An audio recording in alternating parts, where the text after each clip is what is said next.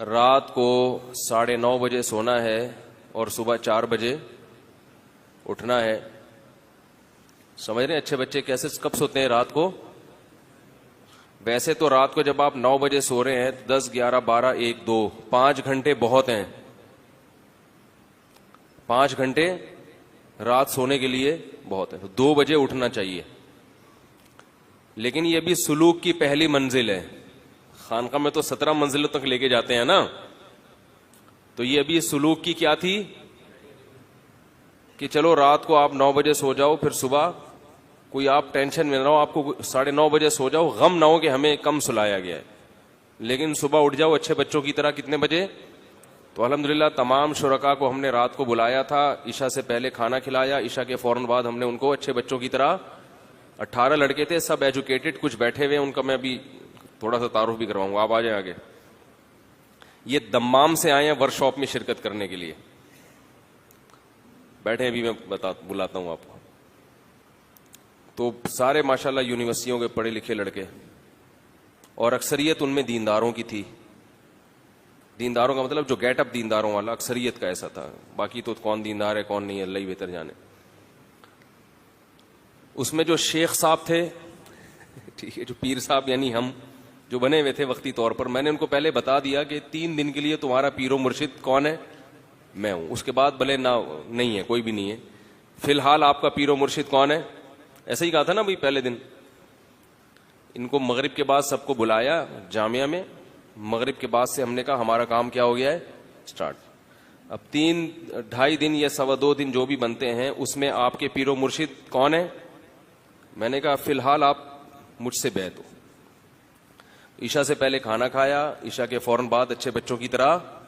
رات کو جلدی سونا صحت کے لیے انتہائی مفید بھی ہے اور انتہائی ضروری بھی ہے. اگر آپ رات کو دیر سے سونے کے عادی ہیں تو آپ پہ شوگر کا حملہ بہت جلدی کسی بھی وقت ہو سکتا ہے, چاہے آپ ساری زندگی کے لیے چینی چھوڑ دیں.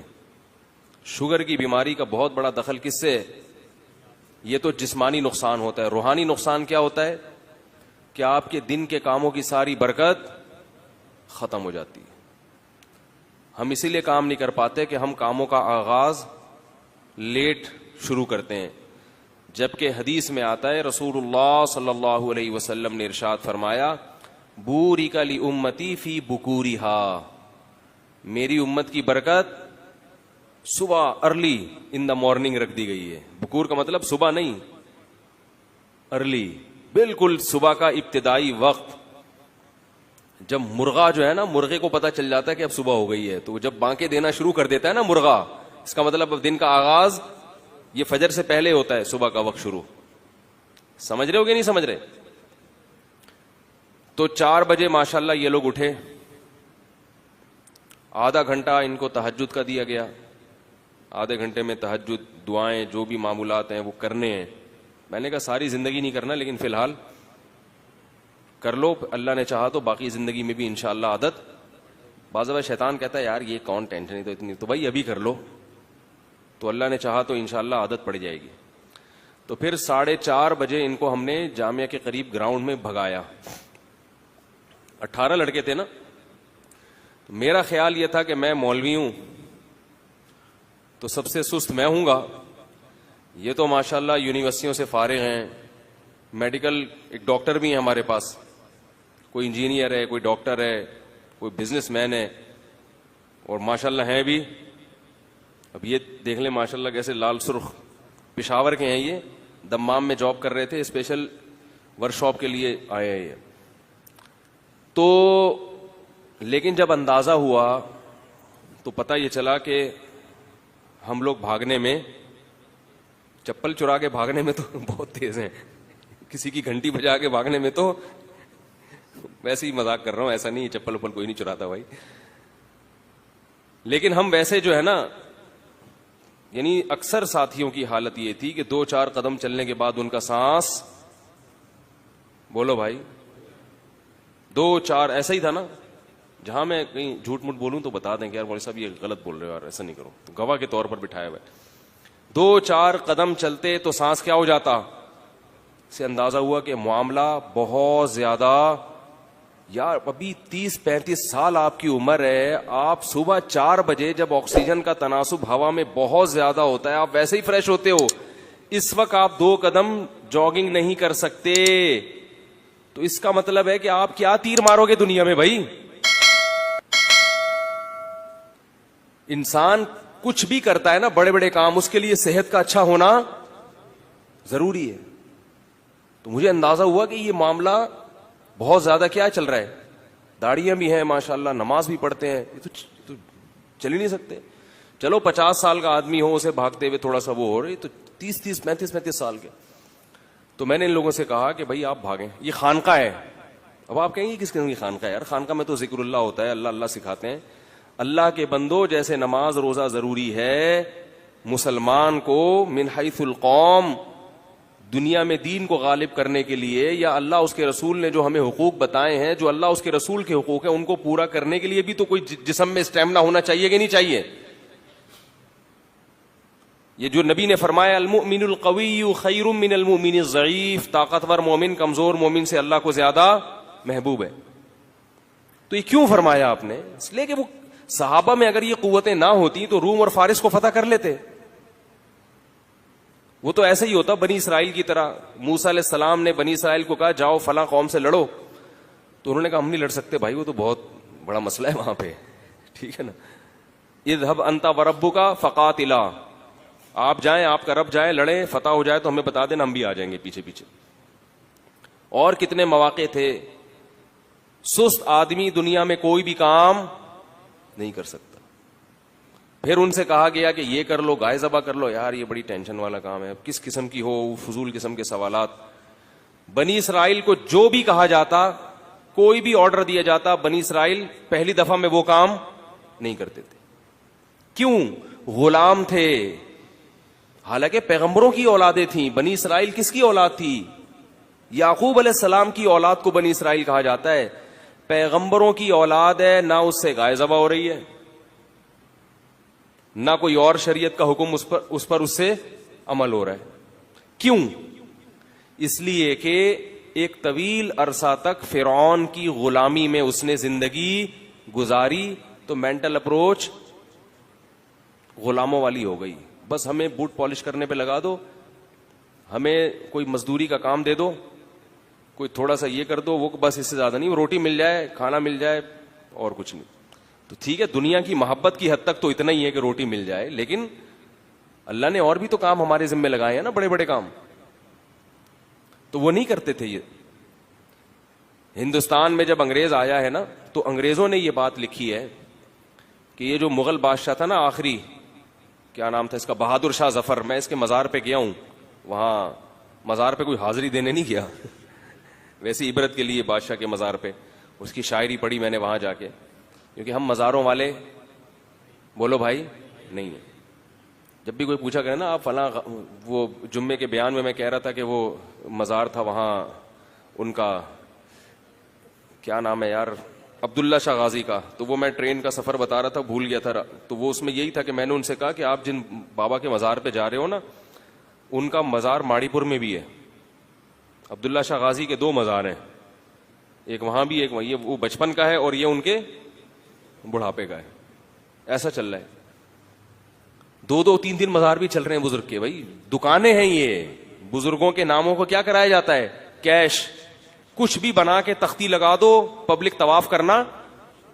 جیسے ایک آدمی عجائب گھر گیا تو ایک کھوپڑی رکھی ہوئی تھی, پوچھا یہ کس کی کھوپڑی ہے؟ وہ عجائب گھر والوں نے تو پیسے بنانے کے لیے بنایا, نوادر لا کے رکھ دیے. کیا ثبوت ہوتا ہے کہ یہ, جیسے لاہور کا عجائب گھر ہے نا, حضرت علی کی تلوار, حضرت فاطمہ کی چادر, کچھ بھی نہیں ہے وہ, نہ حضرت علی کی تلوار ہے اور نہ حضرت علی کی پگڑی ہے, کچھ بھی نہیں, کوئی ثبوت نہیں ہے. یہ جو منہ مبارک دکھائے جاتے ہیں نبی کے, کوئی ثبوت نہیں ہے. پتہ نہیں اللہ معاف فرمائے کس کا بال اٹھا کے محمد صلی اللہ علیہ وسلم کی طرف منسوب کر دیتے ہیں. بہت بڑی گستاخی ہے یہ. تو کوئی سند نہیں ہے اس کی کہ یہ نبی صلی اللہ علیہ وسلم کا بال ہے. ایک حدیث ہم بغیر سند کے نہیں لیتے, تو آپ صلی اللہ علیہ وسلم کے جسم اطہر سے نکلا ہوا ایک ٹکڑا, آپ کے جسم کا حصہ, وہ بغیر سند کے کیسے مان لیں بھائی اس کو؟ کون اس کی گارنٹی دیتا ہے کہ مجھ سے فلاں نے بتایا؟ کوئی سند تو لے کر آؤ اس کی. تو وہ وہاں گئے, عجائب گھر ایک آدمی گیا, تو ایک کھوپڑی رکھی ہوئی ہے, ویسے ہی پیسے بنانے کے لیے رکھی ہوئی تھی. اب جھوٹ تو پکڑا جاتا ہے نا, تو اس نے پوچھا یار یہ کس کی کھوپڑی ہے؟ انہوں نے کہا یہ سکندر اعظم کی کھوپڑی ہے. اس نے کہا یار تھوڑی دیر پہلے میں دیکھ کر آیا تھا, ایک چھوٹی سی کھوپڑی تھی, اس کے بارے میں نے ملازم سے پوچھا, اس نے بھی بتایا کہ یہ کس کی ہے, سکندر اعظم کی. اب وہ پھنس گیا. تو اس نے کہا وہ بچپن کی کھوپڑی ہے, یہ ان کے بڑھاپے کی کھوپڑی. ہم نے احتیاطاً دونوں قسم کی کھوپڑیاں جمع کر کے رکھی ہوئی ہیں, بچپن کی بھی ہے اور بڑھاپے کی بھی ہے. تو خیر, تو ان کو ہم نے جو خانقاہ میں جو مریدین تھے نا, ان کو ہم نے صبح 4 بجے بھگایا. کچھ تو بھاگے, کچھ تھوڑا کم بھاگے, کچھ تھوڑا سا بھاگے, کچھ تھوڑا سا سیکھ گئے کہ یہ بھی کوئی دنیا میں کام ہے, ایسا بھی ہمیں کرنا چاہیے. پھر آج دوبارہ بھگایا. اب ورکشاپ تو ختم ہو گئی ہے. ورکشاپ جو تھی نا مغرب میں ہم نے سارا جو ان کا تھیوریز تھی وہ پڑھا کے ختم کر دی, پریکٹس وغیرہ کروا کے, لیکن ان کو جامعہ میں روک لیا ہے. روکا اس لیے کہ اگرچہ آپ کی چھٹی ہے مگر آپ آج دوبارہ عشاء سے پہلے کھانا کھائیں گے, عشاء کے بعد آپ فوراً سو جائیں گے, صبح 4 بجے اٹھ کے دوبارہ کیا کریں گے. اب میں بھی وہیں جاؤں گا, میں بھی صبح 4 بجے میں وہاں پہنچوں گا. شیخ صاحب نہیں ہو تو پھر فائدہ کیا ہے. پیر صاحب سو رہے ہیں خراٹے لے کے, مریدین کیا کر رہے ہیں, بھاگ رہے ہیں, کہیں ہمیں مروا رہا ہے. اور میں ایسا شیخ ہوں جو اپنی اصلاح کے لیے یہ کام کر رہا ہوں. ان کو پہلے میں نے بتا دیا کہ میں بھی 17ویں منزل پر نہیں ہوں, میں بھی پہلی منزل پر ہی ہوں. تو مقصد یہ ہے کہ ہم بھی سیکھ لیں گے اس بہانے, آپ کو بھی سکھا دیں گے تو ہم بھی سیکھ لیں گے. تو پہلے ہم نے بتا دیا کہ ہم زیادہ فنٹر گیری کی ضرورت نہیں ہے, ٹھیک ہے, ہم بھی آپ جیسے ہی ہیں, آپ جیسے ہی نالائق ہیں, سب پیر مرید سب ایک جیسے ہیں اس میں. ایسا جب ڈیجیٹل خانقاہ ہے تو پھر اس کے اصول بھی نرالے ہیں نا. عام خانقاہ میں اصول یہ کہ پیر پہنچے ہوئے ہوتے ہیں, مرید وہاں تک پہنچنے کی کوشش کر رہے ہوتے ہیں. ہماری خانقاہ کا اصول ہے کہ پیر بھی نہیں پہنچا ہوا, مرید بھی نہیں پہنچے ہوئے, سب مل کے ایک ہدف تک پہنچنے کی کوشش کر رہے ہیں. ہم نے کہا بھائی ہماری بھی زندگی بھی بکھری ہوئی ہے, تو ہم بھی چاہتے ہیں کہ اس میں کوئی انتظام آ جائے. تو تکرار کے طور پر ہم نے یہ ورکشاپ کروائی ہے کہ ہم بھی انسان بن جائیں, آپ بھی انسان بن جاؤ. تو نہیں بنے تو پھر دوبارہ کوشش کریں گے, پھر کوشش کریں گے. تو کوئی کسی کو جانچنے کی کوشش نہ کرے کون کتنے پانی میں. تبلیغ میں نکلتے ہیں نا بھائی, سب سیکھنے والے. تو تہجد بھی ہو گئی, صبح کیا ہو گیا ان کا, ورزش بھی ہو گئی, ٹھیک ٹھاک پسینہ نکالا الحمدللہ. اس کے بعد 2-4 ان کو یوگا کی ورزشیں بتائیں جو دماغ کو فریش کرنے کے لیے ضروری ہیں, زیادہ نہیں, 2-4, اس سے دماغ فریش رہتا ہے, تھوڑا سا جسم فٹ فاٹ رہتا ہے. اور پھر ان کا نہائے دھوئے صاف ستھرے کپڑے پہن کے فجر کی نماز پڑھنے گئے. خدا کی قسم اتنا مزہ آیا کہ مزہ آیا نہیں آیا. انہیں صبح کے وقت جو ہے نا ہوا میں آکسیجن کا تناسب بہت زیادہ ہوتا ہے. وہ آپ جب جاگنگ کرتے ہیں یا واکنگ کرتے ہیں, جاگنگ نہ تو چلو تیز واکنگ بھی ہو جائے, تو ذہن اتنا فریش ہوتا ہے. میں نے کسی حکیم کی کتاب میں پڑھا, ایک بہت ماہر حکیم تھے, کہ اتنی انرجی آپ کو ملتی ہے صبح ہوا میں سانس لینے سے جو کئی گھنٹوں کے لیے کافی ہے. اور اس میں حکیم صاحب نے یہ بھی لکھا کہ کئی گھنٹوں کی نیند آپ کو اتنا فریش نہیں کرتی جتنا صبح کی واکنگ فریش کر دیتی, جو ہوا خوری ہے فریش کرتی. ریسرچ ڈاکٹروں کی زیادہ ہے, صحت حکیموں کی اچھی ہے.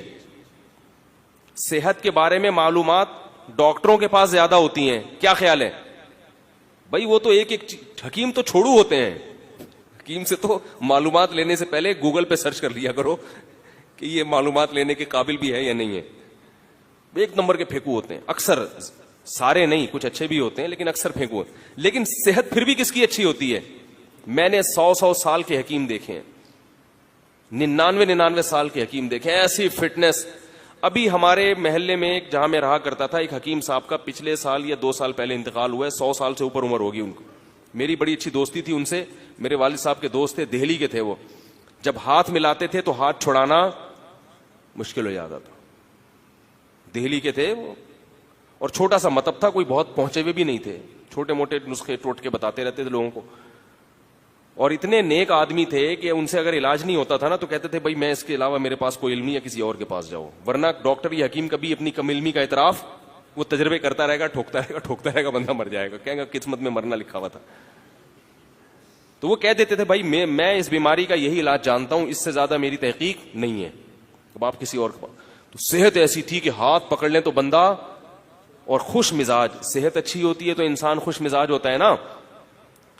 لیکن اس کے باوجود ریسرچ ڈاکٹروں کے پاس ہے, مگر مرتے دیر سے کون ہے؟ حکیم. صحت کس کی اچھی ہوتی ہے؟ وجہ اس کی ہے کہ چند بنیادی چیزوں پر حکیم لوگ عمل کرتے ہیں.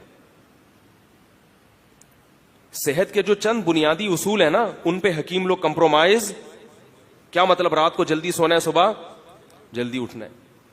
جبکہ ڈاکٹر لوگ کلینک ہی رات کو 3 بجے بند کر کے آ رہے ہوتے ہیں اور بھونکتے ہوئے کتے ان کو گھر پہنچاتے ہیں. ایک اورنگی ٹاؤن سے ایک ڈاکٹر صاحب تھے, وہ 3 بجے کلینک بند کر کے آتے تھے. مجھے خود ان کے بیٹے نے بتایا کہ کتے بھونک رہے ہوتے ہیں ہمارے ابو کے اوپر جب یہ اورنگی ٹاؤن سے گھر آ رہے ہوتے ہیں. 3 بجے جو آدمی سوئے گا اور پھر وہ سو کے اٹھے گا کب؟ 12 بجے. ان ڈاکٹر صاحب کو اللہ تعالیٰ ان کی عمر میں برکت دے, ان کو شفا عطا فرمائے. شوگر بھی ہو گئی ہے اور شوگر کی وجہ سے ان کی آنکھوں کی بینائی بھی چلی گئی ہے. کیا فائدہ MBBS کرنے کا کہ آپ 50-55 سال کی عمر میں آپ نابینا ہو گئے ہے بھائی؟ کیوں؟ ریسرچ بہت ہے, شوگر کے بارے میں پوری کتابیں لکھ دیں گے, لیکن رات کو جلدی نہیں سو رہے اور صبح اٹھ نہیں رہے جلدی. بات نہیں آ رہی میرے خیال ہے. تو کیا ہے, ان کو ہم نے صبح جلدی اٹھایا, جاگنگ کرائی, پھر ان کو کچھ اصول چھوٹے موٹے بتائے صحت کے حوالے سے, جو اتنے زیادہ نہیں ہے, جو چھوٹے موٹے معلومات ہیں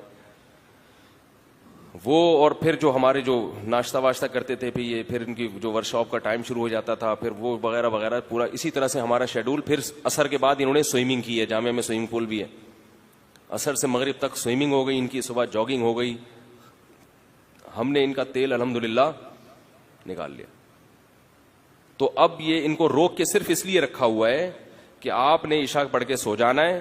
صبح دن کا آغاز 4 بجے سے کرنا ہے, کیونکہ میں نے ان سے کہا کہ اگر آپ ابھی گھر چلے گئے تو آپ اس ورک شاپ کے ماحول سے باہر نکل جاؤ گے. اب آپ نے کیا کرنا ہے, گھر جانے کے بعد, گھر نہیں جانا, یہاں سے اب یوں سمجھنا ہے کہ اب آپ گھر میں رات کو آرام کر رہے ہیں. صبح 4 بجے آپ جاگنگ کر کے نہا دھو کے فجر پڑھیں گے. پھر وہ فجر کے بعد بھی کچھ معمولات بتائے, تلاوت اور ذکر اور اشراق, وہ معمولات بھی اپنی جگہ. وہ معمولات کرنے کے بعد پھر آپ کہاں جائیں گے؟ ڈائریکٹ آفس جائیں گے. سمجھ میں نہیں آ رہی؟ تاکہ آپ کو پتا چلے کہ عام دنوں میں جب ہم آفس جاتے ہیں اور اس اسٹائل کے بعد اور ان ایکٹیویٹیز کے بعد جب آفس جائیں گے تو ہمیں کتنا فرق نظر آئے گا. سمجھ میں آ رہی ہے بات؟ تو یہ میں اتنی ڈیٹیل اس لیے بتا رہا ہوں کہ آپ لوگ بھی کریں. ورک شاپ نہیں بھی کریں تو یہ روٹین آپ لوگ گھر بیٹھے ویسے بھی بنا سکتے ہیں. ورک شاپ کا فائدہ ہوتا ہے کہ اجتماعی ماحول ہوتا ہے تو بن جاتا ہے. سمجھ میں آ رہی ہے بات؟ تو یہ دیکھ لیں آپ, یہ بیچارے آئے ہوئے ہیں وہاں سے دمام سے, انہوں نے کی, کہہ رہے ہیں مجھے بہت فائدہ ہوا. جتنے بھی لوگ تھے ماشاءاللہ سب کہہ رہے ہیں کہ یار بہت فائدہ ہوا. تو ہمارا جو دیندار طبقہ ہے, یہ میں نے اس لیے کیا کہ ہمارے ہاں دین کا جو تصور ہے نا وہ بہت محدود ہے.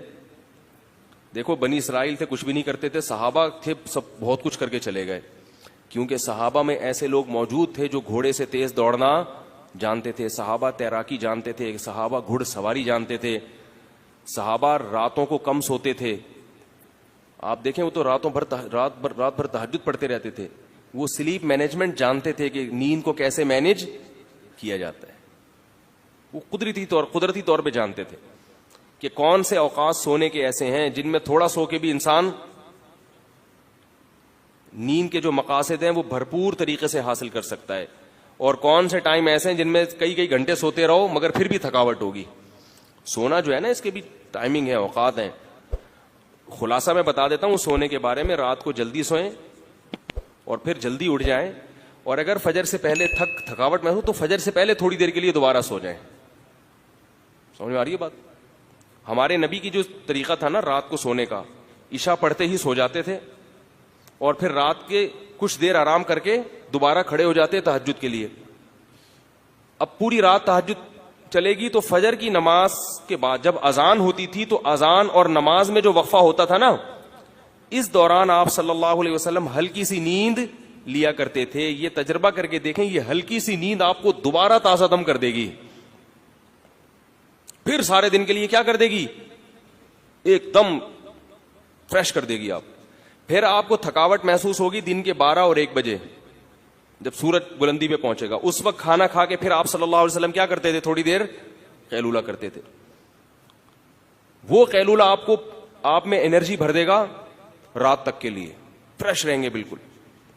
اب ان کو پتا ہے آج صبح سے میں بول رہا ہوں کہ نہیں بول رہا, ورک شاپ میں صبح 7:30 بجے سے کھڑے میں ان کو پڑھا رہا ہوں.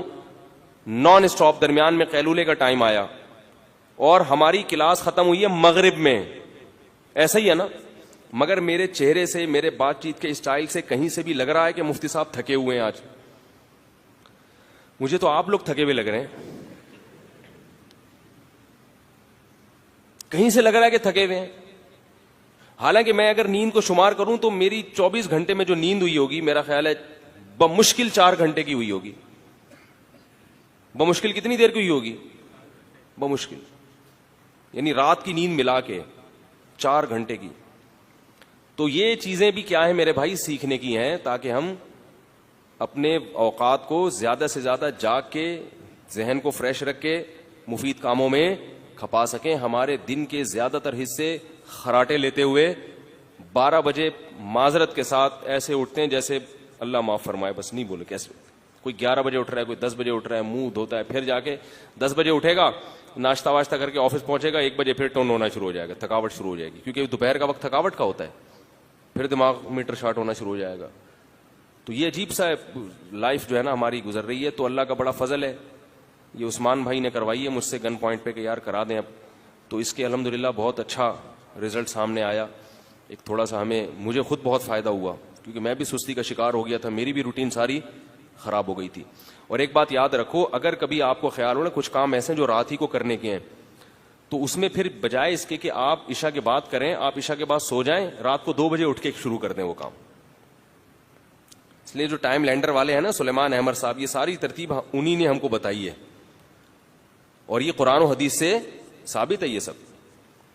تو میں نے ایک دن فون کیا ملاقات کے لیے, میں نے کہا ملاقات کرنا چاہتا ہوں, تو کہہ رہے ہیں صبح 2 بجے انشاءاللہ میں آپ سے ملاقات کروں گا.